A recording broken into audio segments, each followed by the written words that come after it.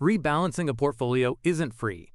Every trade you make costs something. So if your strategy hands you a brand new target every single day, and you just chase it exactly, you'll trade yourself into the ground. Here's what that actually looks like.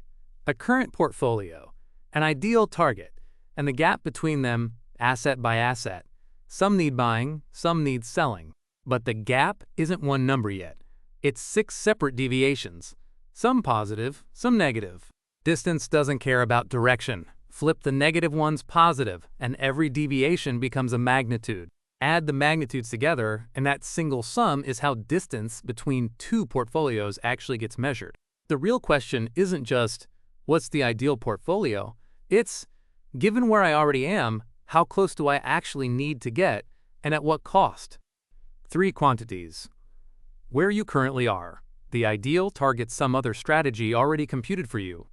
And the portfolio you actually solve for, the one you actually trade to. So here's the actual problem, in one line.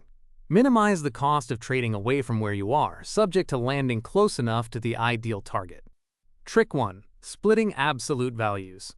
Trading costs depend on how far you move each asset, the absolute difference between where it is now and where it ends up. An absolute value has a kink in it. Trade in one direction, cost rises. Trade in the other direction, cost rises just the same. A solver that only understands straight lines can't touch that directly. Here's the fix. Instead of one variable that can be positive or negative, use 2, a buy amount and a sell amount, both required to be 0 or positive. On their own, these two numbers don't pin anything down. You could buy way more than you need, then sell some straight back. Wasteful, but it still nets out to the right place. The textbook fix for that is another binary, one more 0 or 1 switch per asset, this time picking buy mode or sell mode, tied in with a big constant. But minimizing cost quietly does the rest of the work for you. Buying and selling the same asset in the same step only burns money. A cost-minimizing solver simply never does it, without you having to say so explicitly. So the distance collapses to exactly the sum of the two, buy plus sell, and that sum is a perfectly straight linear expression. One clean identity, and the kink is gone. Trick 2. Fixed costs. Variable cost, cost proportional to how much you trade, is easy now. It's just that same buy plus sell sum, scaled. A fixed cost per trade needs a different kind of function, one that only asks a yes or no question. Did this asset get touched at all, or not? And a yes or no question isn't linear either. The fix is a binary switch per asset, 0 or 1, tied to the trade size by a single upper bound. Buy plus sell can't exceed the switch times alpha 1. Set the switch to 0, and no trade is possible at all. Set it to 1, and you're free to trade anything up to alpha 1. Let's fix alpha 1 at 0.5 and see what that actually permits. With the switch off, there's only one option, no trade at all. Turn the switch on, and a clean trade of 0.2 fits easily under the 0.5 cap. But so does this. Buying 0.3 and selling 0.1. Same net result, more gross volume, still perfectly feasible under the constraint. There's a subtler catch though. This one, buy 0.2, sell 0.2, is feasible too. The gross sum is 0.4, safely under the 0.5 cap. But net it out, and the trade is exactly 0. Z says a trade happened, but nothing actually did. That's a genuine contradiction, and cost minimization is the only thing ruling it out. Nothing in the constraint itself forbids it. Left unaddressed, that's a real problem. You'd want to guarantee x times x equals 0, that at most one of the two is ever positive, to rule this out directly, instead of leaving it entirely to the objective. So what's the actual benefit? Without a minimum, a solver might place a trade so small it's basically noise, a sliver of a position that barely registers. Enforce a floor, and every trade it makes is big enough to matter.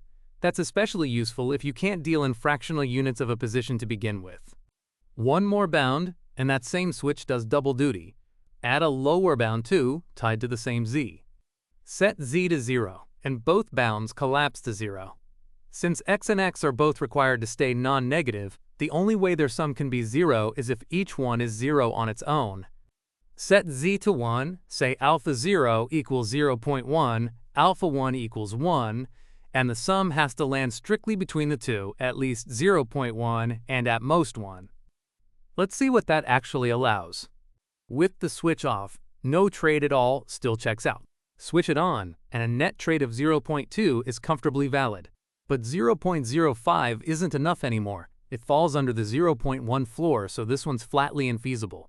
And here's the problem case. Buy 0.15, sell 0.1, the sum is 0.25. Comfortably clears the 0.1 floor, so it's technically feasible. But net it out, and you've only actually traded 0.05, less than the minimum you meant to enforce. And unlike trick 1, cost minimization doesn't save us here. The floor is on the gross sum, not the net, so even the cheapest trade that clears it can still net out below alpha 0. Put it all together, and every piece of this fixed cost, variable cost, and how far you're allowed to drift from the ideal target is now a straight line or a switch. A mixed integer linear program. A solver can chew through this directly. No special tricks needed to actually solve it, only to write it down. Trick 3. Accounting for correlation. That distance to target constraint from before turnover treats every asset the same no matter how they move together. Deviate on two assets that almost always move together, and the risk mostly cancels out. Turnover doesn't know that. It just adds up the raw distances and counts them equally either way. A better distance measure uses the covariance matrix directly, the relative tracking error, weighted by how the assets actually co-move. But that expression is a genuinely quadratic form, not a straight line, and there's no clever split that turns it linear again. Trick 4. Solving the quadratic without a quadratic solver. Solvers for mixed integer linear problems are everywhere, fast, and heavily battle-tested.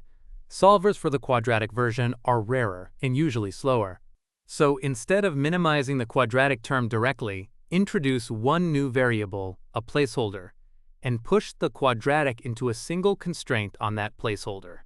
Here's the actual cost surface we're trying to approximate, genuinely curved, genuinely quadratic. Because that curve is convex, any straight tangent line touching it at one point lies below it absolutely everywhere else. That's not a coincidence. It's what convexity means.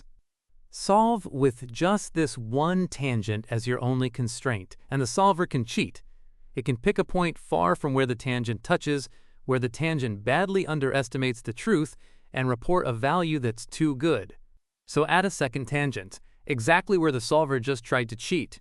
That closes the gap right there, and the combined pair hugs the true curve far more tightly. Repeat a few more times, and the growing stack of straight tangent lines traces the curve almost exactly. A handful of easy linear problems, chained together, quietly solving one hard quadratic one. Not an approximation you settle for, a sequence that provably converges to the exact answer. Trick 5. Diversification. Different problem now. Not about trading costs at all, but about the ideal target itself. Left alone, mean variance optimization loves to pile everything into just one or two assets. The fix measures diversification as distance to the equal weight portfolio, plain Euclidean distance, and caps how far the solution is allowed to stray from it. That distance cap is nonlinear too, but it's still convex, and a convex constraint keeps the whole problem provably, efficiently solvable. One single dial does the work.